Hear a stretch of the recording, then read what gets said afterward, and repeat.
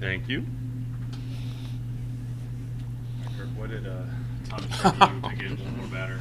Did you see him? Yes. He was pretty animated, and obviously, the velocity at least, didn't seem tired, but I think he got a little bit too amped up, and next thing you know, the fastball elevated. So, yeah, I was ready to take him out. I was ready to go to Udi, but he talked me into one more batter, and too bad he wasn't able to get the last guy. But what an awesome, he had went 8 2/3. I think the only 3 walks he had was in the ninth. So, hopefully, he'll have another opportunity this season, and he can draw off of his emotions and learn a little bit of something what he learned from tonight. 6 consecutive quality starts for him. He's the first arm to do that since Lodolo. Oh, nice. Campus. Just what does it mean to have a guy that consistent in the front of the rotation? Well, it's really nice to be able to run him out on Friday, where quality starts are a big deal. That's what people get paid for in the big leagues, and it sets you up for not having to use quite a few guys on Friday to be able to use them Saturday and Sunday. So, I thought they did a really good job after the first inning. I thought about mixing and keeping the game close, and us having to use Udi in the ninth. We just need kind of bigger hits. I think we left on. I don't know how many we left on base today. 11. Seemed like a lot. We had opportunities and didn't come through, but a win's a win. So move on to tomorrow. What is it about LaPour that's kind of changed over the season? We talked earlier about him, earlier in the season about controlling your emotions, limiting the free passes. What is it? Is it mechanically or just mentally settling down, or what is it? Well, I think part of it is pitching under the lights on Friday. When you're 95 to 100, I think that makes a little bit of a difference on Friday under the lights. But he's done a really good job of being able to utilize his changeup. He didn't have his breaking ball at all, today. I think he probably threw maybe 2 good ones all day. So a testament, almost throwing a complete game, really with only 2 pitches. So, I think that's the biggest thing. His mentality and him being able to be in control of his emotions has been phenomenal. You mentioned the guys left on base, but they're on base. Work counts, They're on base. Yeah, that's pressure. half the battle is getting them on base. The other half is, coming up with a big hit, and we will. Obviously, Cramer had a really good day today. A couple of base hits the other way, and then he actually said before his last at bat that he was going to hit a pull side homer. So maybe he needs to do that more often. Jack Bell 2 for 4 on the night. Yeah. What you've been seeing from him? I think that might have been his first 2 hits against a left-hander. So it doesn't matter. There's no pictures in the scorecard, in the scorebook. One went probably 25, 30 feet, and the other one hit off the end of the bat. But I'll take it, and I know he will too. So maybe that gets him going a little bit, and he just continues to play great third base for us. Baylor has a ton of left-handed pitching. Mm-hmm. Does that change y'all's approach going into a weekend like this? Not really. It obviously changed the lineup a little bit with giving Jack. I thought Jack took, even though he didn't maybe produce, I thought he, missed 2 fastballs that he was right on first pitch. And so I thought he took actually some good swings and didn't have anything to show for it. But it doesn't change much. It might change obviously in the preparation of, what we're doing in terms of in the cage work with machines and, facing left-handed stuff in the machines and doing that because it's, like you said, it's going to be a lefty tomorrow. It'll be, they haven't announced it, but it'll be a lefty on Sunday. Baylor's had a lot of success whenever their pitchers go more than 5 or 6 innings. Mm-hmm. How big was it to get Mason Green out of there in that first inning? Yeah, he only had 5 innings coming in. I think that was last week. So, he's coming back from something. And so for him to get out, but, like I said, I think Hale, hopefully I'm saying his name correctly, but I thought he did a great job on the back end and giving them some length. Because that's what you need when your starter doesn't go deep into the game. Is you need somebody to keep the game in check and give you some length, so that way you don't burn through, a bullpen in the first day. So, so we've been here before, winning Friday night, so now we got to be ready to play on Saturday. All right, thanks, guys. Appreciate you, Coach. Yeah, go ahead, Cole. You were first in line. Come on. Okay. All right, Cole. Pull side homer for you today. You almost broke the scoreboard, it looked like. What did you do on that pitch? I was just trying to fight up there. Got a pitch I can handle, off speed, and just put a good swing on it. And, just something we're working on with the guys in the cages of just trying to get a little bit more to the pull side sometimes. I'm still going to stay to my approach of up the middle, but got a pitch I can handle and put a good swing on it. We heard you called that one in the dugout. Is that true? Sorry. That what you called that you were going to hit that? Yeah, I was talking to some of the guys. They've been making fun of me lately for having 2 the first weekend and just not having any after that. So they were making fun of me a little bit, but sometimes you get lucky. Yeah, you tied your career high in home runs in a season. It kind of like feel good to get the monkey off your back a little bit. Yes and no. I'm not chasing power. I know I'm not a big power guy. So just sticking to my approach. There's a couple times where in the back of my mind, I'm thinking chase power, and it never works out for me. So just trying to stay to the middle of the field and know my role as a hitter really. Talk about Tommy's performance out there. Unreal. It's unreal. I mean, he day in, day out, every week he's been unreal. I mean, you guys saw not many dudes are throwing 100 in the 9th after going all day, just being a workhorse for us. We get excited about every games, but I get really excited when he's out there. He's my on the road roommate, so I've learned about him a lot. So we have a really good time together, and just watching him succeed, and he deserves every bit of it. He works. No one outworks him. Yeah, he's our dude. You're one of the veteran guys, been around baseball for a long time on this team. You guys had a rough weekend last weekend, had a midweek game off. What kind of message, what kind of leadership approach did you take this week with the young guys? It's just get back to what we were doing. I knew LaPour was going to set the tone, and that's what it is.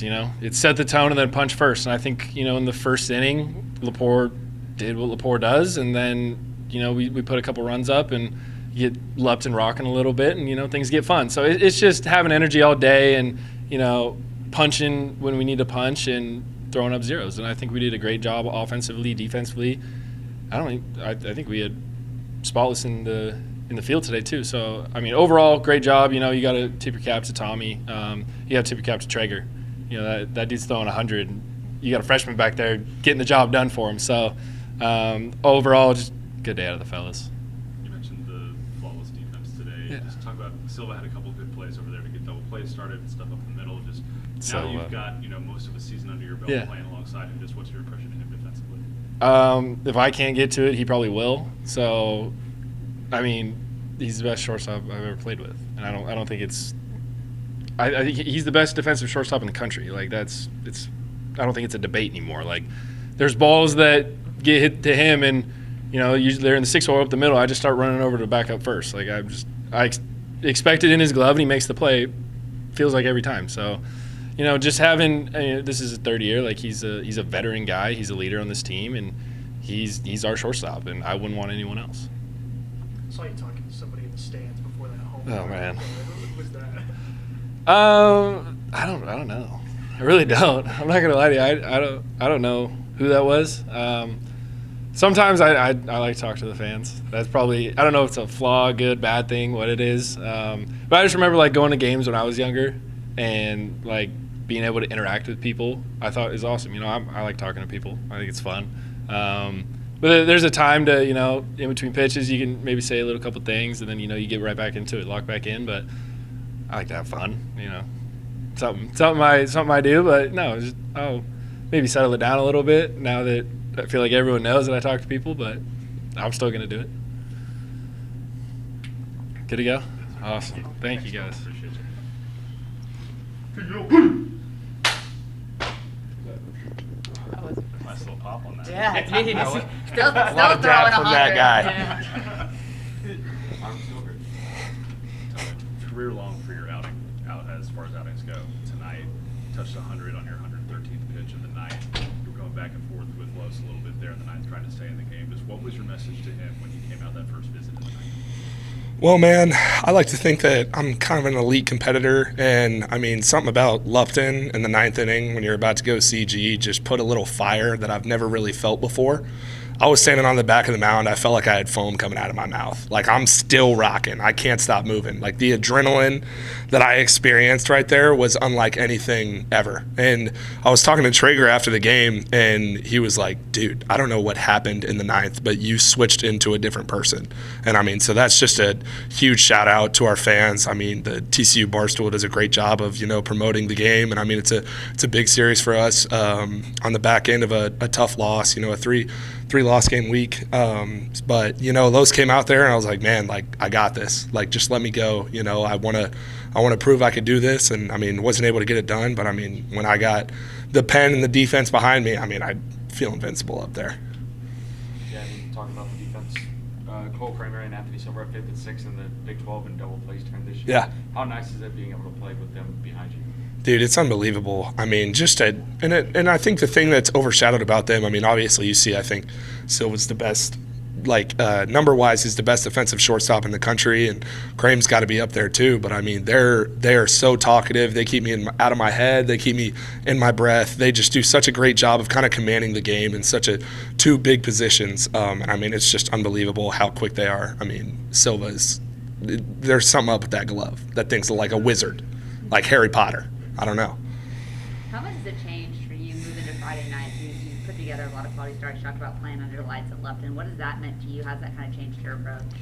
Oh, man, I mean, just something about the Fridays. I mean, it's just the game's faster, the fans are more engaged. Just something about it. Just it kind of brings a different level of energy. And, I mean, I think that the guys, unfortunately, Cademan got hurt, and, I mean, the guys just completely got behind me and had full confidence in me throughout. And, I mean, I think Nolan Traeger has done an unbelievable job of being able to keep me calm and command the game as a freshman. I mean, you can't overlook that. I mean, I know that our freshman class is so unbelievably talented, but I think he's one that needs to be talked about more just because of how dominant he can be. I'm going to tell you a stat. I just want to get your reaction. You're the first TCU pitcher to log 6 consecutive quality starts since Nick Lodolo in 2019. What's your thought on that? Dude, that's awesome. I don't really know what a quality start entails, but, I mean, it sounds pretty hard if Nick Lodolo was the last one to do it. But, I mean, that's awesome. Hopefully just keep it rolling, just trying to go out there and get out there, do my job, beat the other starter, and just put us in a good position to win. But, I mean, God's blessed me with an ability, and, I mean, I feel like he's done a great job of portraying him through me, and I'm just trying to give it all back to God. You talked all season kind of about your mental well-being and being able to keep calm out there. Obviously, in the ninth inning, different situation today, but there's a lot of times throughout where you'll walk around the mound and you'll take a step behind, you'll just take a deep breath and look up. What's kind of going through your mind in those situations?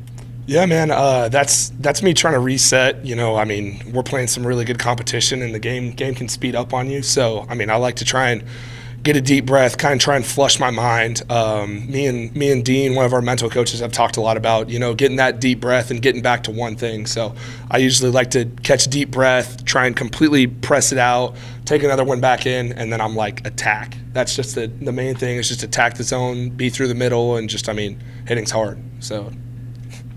Jamie talked about your 6 quality starts Friday nights, but then we've all seen you be the first one out of the dugout on Saturdays and Sundays after every inning, every half inning, every home run. What does it mean to you to kind of be that guy that can set the tone on a Friday, but then is still bringing the energy the rest of the weekend?